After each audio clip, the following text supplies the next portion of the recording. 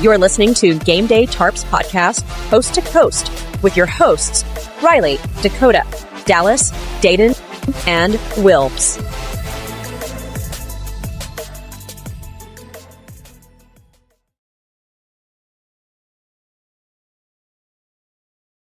Welcome back, everyone, to episode 2 of Football Fantasy. We're doing week 1 and week 2 recap. A little bit behind on our week here, so we're getting all caught up. And just before we get into this episode, everybody, please remember to like and subscribe to the channel at Gameday Tarps. Please follow us all at the same handle on all social medias, Twitter, Facebook, TikTok, and Instagram. And our partners, Daeden at Blue Nose Hockey and Wilbs at Wilbs Puck and at Wilbs Film.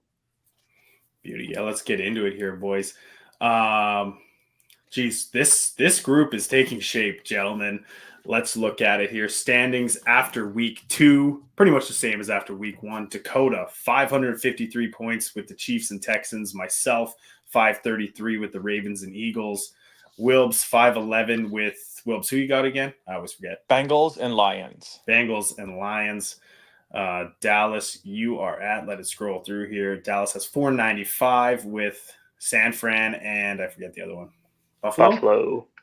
And then Daeden is 382 with the Dolphins and the Titans. Let's go through it here, boys. Let's start at the bottom. Daeden, how are you feeling 2 weeks into the season? My quarterback quite literally decided to go take a dolphin dive into a guy's kneecap and give himself a concussion. Says he's coming back. That's still up to be decided. And I went from being in second place to last place, but it's still only week 2. I think it's just karma for the team name, bud. What are you saying there? I said I think it's just karma for the team name you chose there, bud. Gotta be. Yeah, I can't hear you down there, bud. First place, buddy. Yeah. You know, boys, me and Dakota had a pretty decent conversation about this in the car the other day. Like, why was Tua in the first place going down when he could have been sliding? Like, most quarterbacks go for the slide. I don't even think he knows how to slide. Like he just puts himself in that vulnerable position, and now he's concussed again. And why isn't he not wearing a Guardian cap as well? Because he's all about that style. Yeah, at playing football your whole career, your coach tells you every year, keep your head up, and then you watch him go down, and he puts his head down. Why? Yep. Takes the full brunt of DeMar Hamlin's shoulder. Like, why? Oh, yeah, it was the guy that, died, too. You got killed. That had cardiac arrest, yeah. Yeah, DeMar. And then, so everyone was so mad, and then they were like, oh, we can't be mad. We actually like DeMar. The whole NFL likes DeMar Hamlin.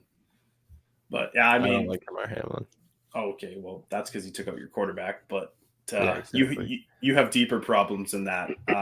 Your Tennessee Titans, unfortunately, are playing like the Tennessee Titans. You lost to the Jets this week. So did I guess nobody else has lost to the Jets now.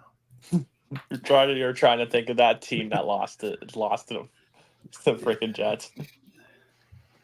I mean, I didn't have a good week in terms of team, but I had a good week in terms of points. Both my teams lost. We just talked about this about 10 minutes before we came on. The Eagles just lost to the Falcons. How does that even happen? And last week, Jalen Hurts hadn't even thrown an interception all last season until the playoffs. Game 1, 2 interceptions. I don't even – did he throw one today? Let me check. No. Oh, yep, threw an int again. So guys had 3 interceptions already on the season when he didn't even throw one in the entire regular season last year. He's just missing Jason Kelce big time on that O-line. Can we also just point out that the entire AFC North is just flipped upside down? The Steelers are 2-0, God forbid. I start shit-talking my own favorite team, and now they're starting to win for once. You got the Cleveland Browns 0-2. You got the Baltimore Ravens 0-2. And you got the Cincinnati Bengals 0-2.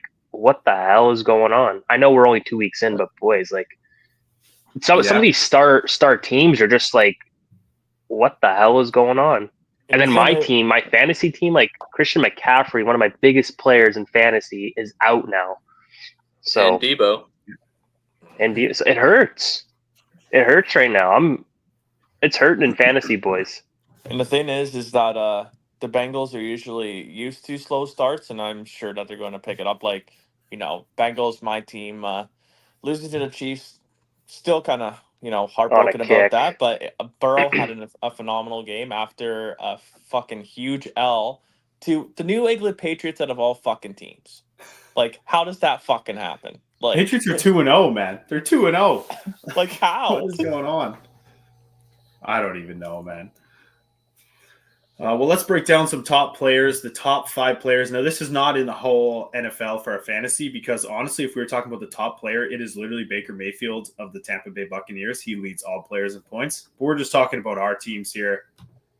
Top 5 players. Lamar Jackson leads all of our players, and then CJ Stroud, Josh Allen, Brock Purdy, and Patrick Mahomes. Those are the top 5 players so far in our fantasy. You got 2 of them, baby. Yeah, I think so does Dakota. Yeah, and I only have 1. So Tennessee and I think actually also Tua was only like very few points behind Mahomes. So I think if he played the whole game, he actually might have been ahead of Mahomes, but he was right there behind him. Top 5 defensive units. So the actual entire defense that you get, like where you pick the team defense. Number 1 defense is Houston Texans. 2 is the Buffalo Bills. 3, the Detroit Lions. 4, the Baltimore Ravens. And 5, the San Francisco 49ers. Dally, I think you're the only one on there twice again, if I'm not wrong. And then individual defense. Obviously, the workhorses for everyone's team. You have Aiden Hutchinson of Detroit, number 1. Fred Warner of San Fran, number 2. Zach Bond from Philly, number 3. Logan Wilson of Cincy, number 4. And Jermaine Pratt of Cincy, number 5 for us. Man, I missed out on Zach Bond, gentlemen. He was projected to have 0 points this season. And when Devin White was injured to start the year, they played Zach Bond, and I had no idea who this guy was. He went out and got 21 individual points week 1. And I did not have him on my team. That hurt. That hurt a lot. Womp womp. So yeah, week three is going to be big. I don't know if we have any of our teams matching up again like we did this week. I'll take a look here to see. Dak, you're going to have a big test. Your Houston Texans are going up against the league best Minnesota Vikings right now, so that's going to be a tough go. Eagles play the Saints. Titans play the Packers. That's going to be a tough game. Dolphins play the Seahawks. That could be a tough game. Ravens play the Cowboys in the game of 2 teams that absolutely suck right out of the gates in terms of getting wins. 49ers versus the Rams.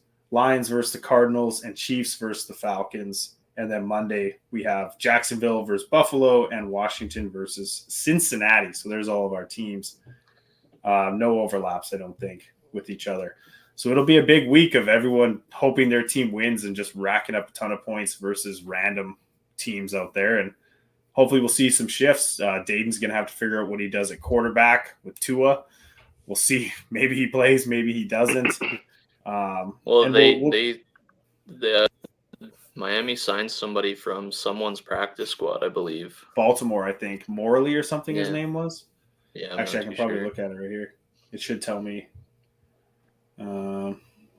Maybe it won't. That was earlier in the day. Oh yeah, the Panthers are they're benching Young for Dalton. That's big news going into week 3. That's interesting. Huntley signs from the Ravens with Tua out from the practice squad. Yeah, and I gotta wait to see what the Chiefs are doing with running back because Pacheco's out 6 days. I seen Hollywood Brown is out today too. Yeah, Brown's out for the season, which sucks because he only signed a 1 year, and we don't even get to see him all season. So hopefully, if Chiefs make playoffs or far in the playoffs, then he'll be back by then.